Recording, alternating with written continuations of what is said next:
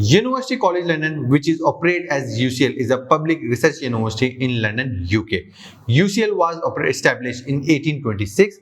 It is a part of the Federal University of London and is the United Kingdom's second biggest university in terms of total enrollment and the largest in terms of postgraduate enrollment. UCL has reaffirmed its place among the world's top super elite universities in the QS University ranking. University College London is rated 8. The acceptance rate at this university is 48% in 20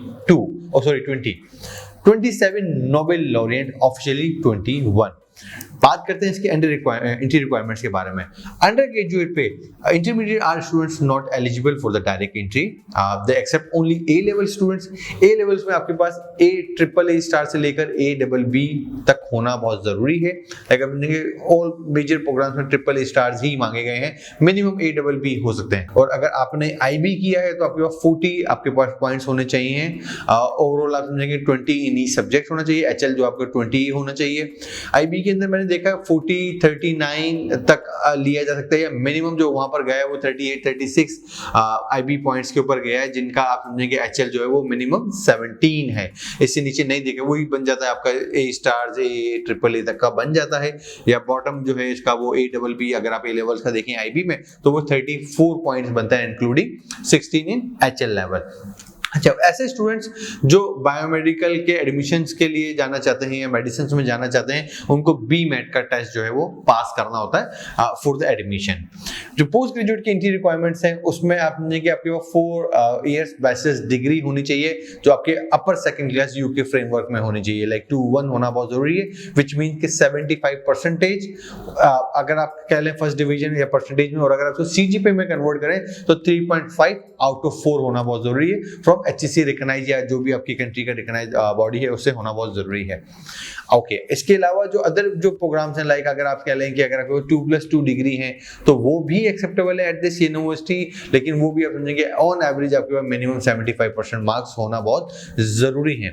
जो law के student हैं, जिन लोगों ने bachelors of law किया हुआ first division के साथ, क्योंकि उसमें तकरीबन 60% पे बन जाता है, तो वो आप समझेंगे 3 CGPA होगा out of 4 for the law student. बाकी जो बैचलर्स के स्टूडेंट्स हैं वो आप समझेंगे 75% उससे अबव वाले एलिजिबल हैं for masters requirement for admission के लिए। लैंग्वेज की रिक्वायरमेंट की बात करते हैं, IELTS UKVA स्टैंडर्ड जो रिक्वायर्ड है इस यूनिवर्सिटी को वो चाहिए 6.5 overall with no less than 6 in each component. और कुछ मेडिसिन के हेल्थ साइंसेज के प्रोग्राम में उनमें ओवरऑल 7 आपसे IELTS मांगा गया है with no less than 6.5 in each sub test. Okay, और जो एग्जैक्ट मेडिसिन की जो रिक्वायरमेंट है बैचलर्स ऑफ मेडिसिन, उसमें आप समझेंगे ओवरऑल IELTS UKVA 7.5 होना चाहिए overall with 6.5 in each component के लिए जो है वो रिक्वायरमेंट रही है। टॉफिल भी सेम है, स्टैंडर्ड जो प्रोग्राम्स की टॉफिल की जो रिक्वायरमेंट, टॉफिल IBT की बात कर रहा हूँ, वो आपके पास ओवरऑल 92 होना बहुत जरूरी है with 24 in each component. Reading आपका 30 होना बहुत जरूरी है, और सब जगहों पे जो है वो 13 स्पीकिंग में भी मांगा गया है, राइटिंग 20 हो तो चलता है। ओके, जो इसके अलावा जो स्टैंडर्ड रिक्वायरमेंट्स के अलावा जो IBT की मैंने रिक्वायरमेंट देखी है वो ओवरऑल 100 भी रही है कुछ प्रोग्राम्स में, जिसमें मिनिमम 24 इन ईच कंपोनेंट। रीडिंग आपका 30 होना बहुत जरूरी है और स्पीकिंग भी 30 होना बहुत जरूरी है, राइटिंग 20 भी हो तो चल जाता है।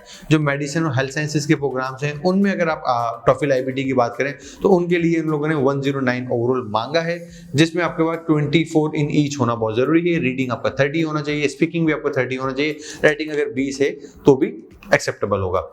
PT की अगर बात करें तो PT में जो स्टैंडर्ड रिक्वायरमेंट है PT की overall 62 with no less than 659 in each component होना बहुत जरूरी है। ओके, अगर मैं अदर साइंसेज के प्रोग्राम्स करूं या मेडिसिन के प्रोग्राम की बात करूं तो उसमें जो PT मांगा गया है मेडिसिन हेल्थ साइंसेज वालों के लिए वो ओवरऑल 75 मांगा गया है विद 62 इन ईच। बात करते हैं इसकी ट्यूशन फी के बारे में।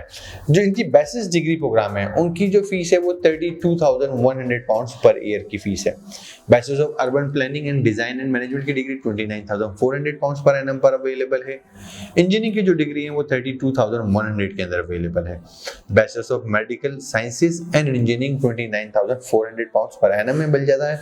Bachelors of engineering and architectural design 26,600 pounds per annum पर ऑफर करती है ये यूनिवर्सिटी। साइंसेज डिग्री 24,400 से लेकर 32,100 के इन बिटवीन मिल जाती है। As there is a big variation in between the fees because science is a big stream, so there is a very much variety to opt for international student.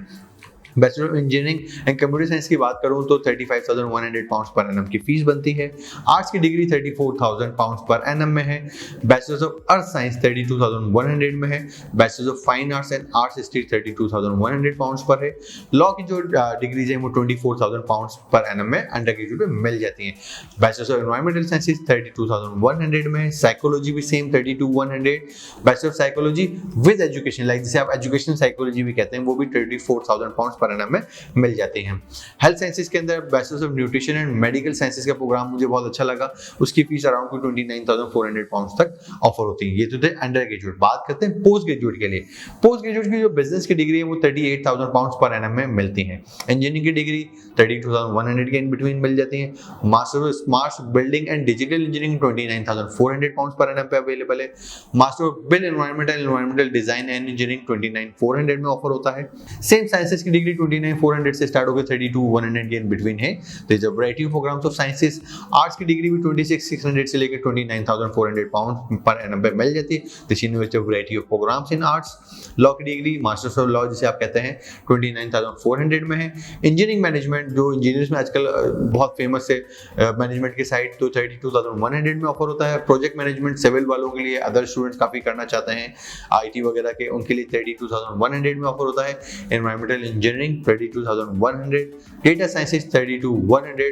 Master of business analytics 35,100 में है। MBA 28,437 में offer होती है। Psychology की fees 24,000 pounds है। Master of development psychology and clinical practice 29,400 pounds per annum पर मिलती है। Public health 29,400 pounds per annum है। ये तो थी पोस्ट ग्रेजुएट की फीसेस के बारे में। बात करते हैं इसकी स्कॉलरशिप की। They do offer United world college international student house scholarship. इसकी जो वैल्यू है वो फुल ट्यूशन फी है। इसमें जो आप समझें कि फुल ट्यूशन फी के साथ साथ आपको 7,000 पाउंड्स का मेंटेनेंस अलाउंस भी पर ईयर में दिया जाता है, जिसमें आपकी ये समझें कि फ्री अकोमोडेशन काउंट हो जाती है, जो कि ट्विन रूम होता है, ट्विन शेयरिंग रूम कह लें, या स्टूडेंट्स के लिए इंटरनेशनल स्टूडेंट हाउस जो होता है उसमें मिल जाए तो 7,000 पाउंड के अंदर आप अपना बहुत मजे से अपना हाउस लिविंग वगैरह कवर अप कर सकते हैं। इवन आप फूड वगैरह के भी पैसे, ट्रैवलिंग के पैसे उसमें स्टूडेंट बचा लेता है, ऐसे यूज कर सकता है। तो यू हैव दिस अपॉर्चुनिटी।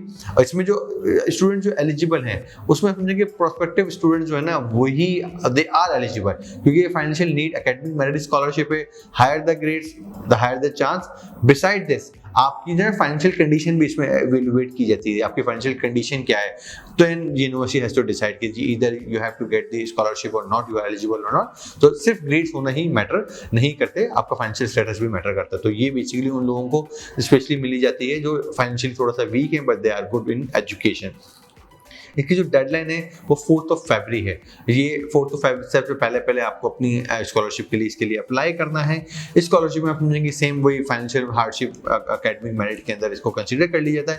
और ये सिर्फ 2 ही स्कॉलरशिप्स हैं जिसको स्टूडेंट्स को ऑफर किया जाता है, और ये इंटरनेशनल स्टूडेंट्स के लिए अंडर ग्रेजुएट और पोस्ट ग्रेजुएट बोथ पे ही अवेलेबल है। So only the 2 candidates will be lucky enough to avail the scholarship. Other than that, as you can see on my screen, there is a lot more scholarship which are found. You can visit my website studyabroadupdates.com, जहां पर आपको ये तमाम scholarship की details मिल जाएंगी और आप मेरी स्क्रीन पे देख भी रहे होंगे तमाम स्कॉलरशिप्स।